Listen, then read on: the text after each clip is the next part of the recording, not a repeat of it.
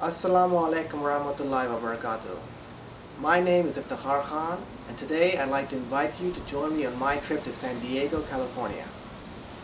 San Diego is America's 8th largest city, and the 2nd largest in California. There's no doubt that one of the many reasons why people move to San Diego is its incredible climate. San Diego averages a balmy 65 degrees Fahrenheit or 18 degrees centigrade throughout the year. Add to that its miles of beaches, its world-class attractions, and its proximity to Mexico, and there's little wonder why so many tourists come and visit each and every year. Today we're going to barely scratch the surface, but hopefully by the time this program is done, you'll want to make San Diego your next vacation stop. Let's go take a look. The first European to visit the San Diego region was Portuguese explorer Juan Rodrigues Cabrillo, who claimed the bay for Spain in 1542. Today, his legacy is secured by the Cabrillo National Monument, which commemorates his first landing in California. Our first stop was to visit Old Town, considered to be the birthplace of San Diego. It was here in 1769 that Father Junipero Serrera came to establish the very first Christian mission that was to be the cornerstone of California's colonization. The 6 square blocks on the site of San Diego's original pueblo are the heart of Old Town. Most of the 20 historic buildings, preserved or recreated by the park, cluster around Old Town Plaza. This traffic-free plaza offers shopping, history, and food, all in a pleasant atmosphere.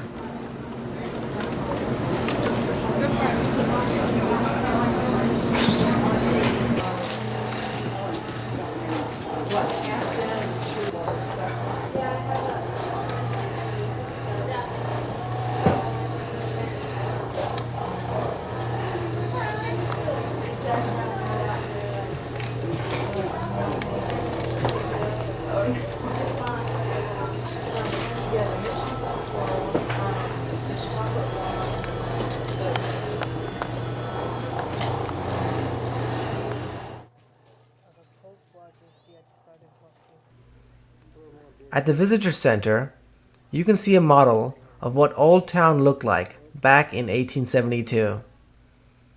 Unfortunately, some of Old Town's buildings were destroyed in a fire, but after the site became a state historic park in 1968, efforts were begun to reconstruct or restore the structures that remained.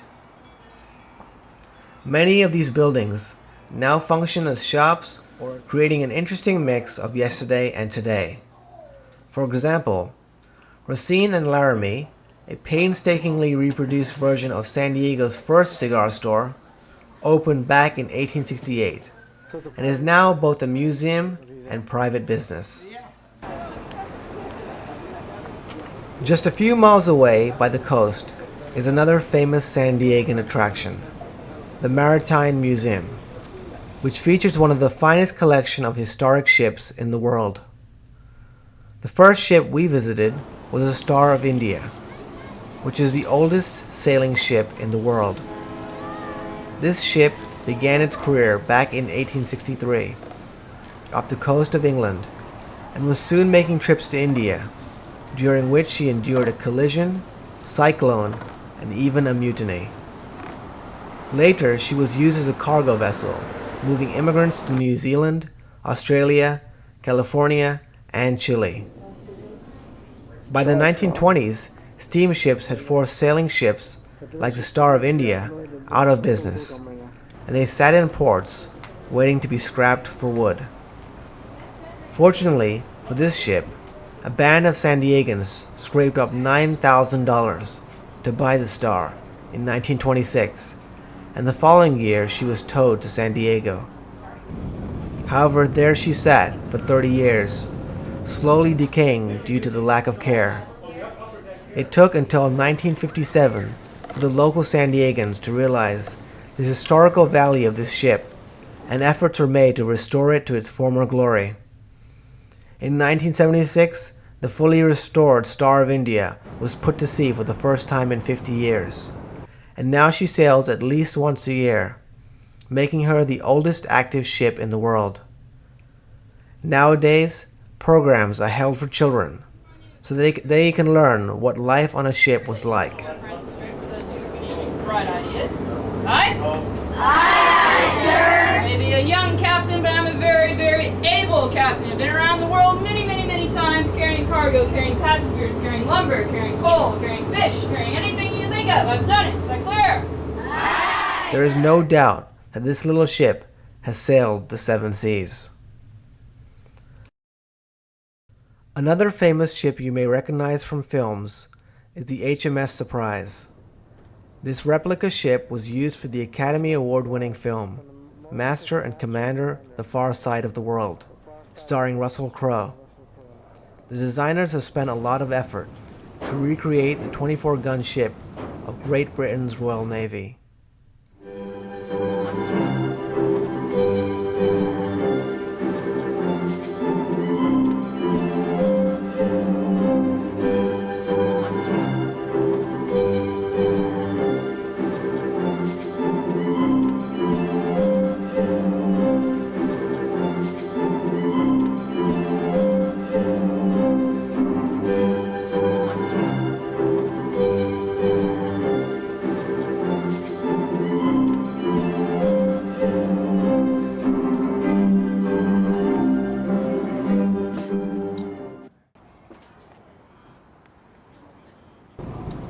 After spending so much time looking at boats, we decided to go out to sea and enjoy the short cruise from San Diego to the island town of Coronado.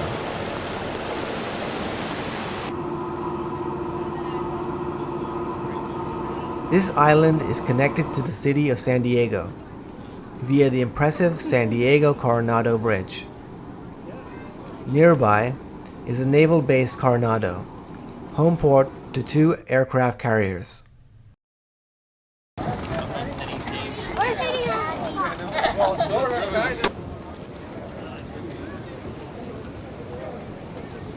We were advised to visit the splendid Hotel del Coronado and its award-winning beaches, but arrived a little too late to capture it during the day. This hotel was built in 1888 and has been designated a National Historic Landmark in 1977. Most of our recent American presidents have stayed in this hotel. A lot of very famous guests.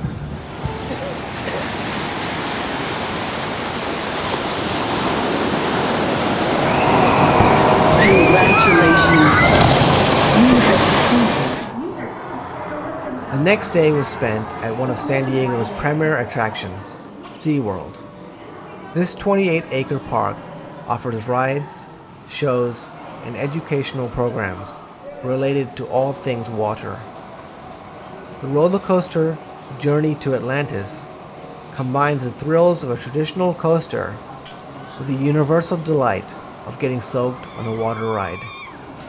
They've even managed to make the uniquely beautiful Commerson dolphins as part of the experience.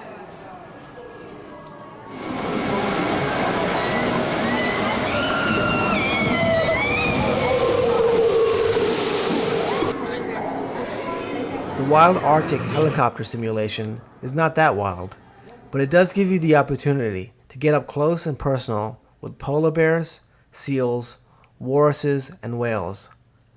Let's listen to the park guide as they tell us a little about their unique species of whale. Right now we are observing some beluga whales. Beluga whales are an Arctic whale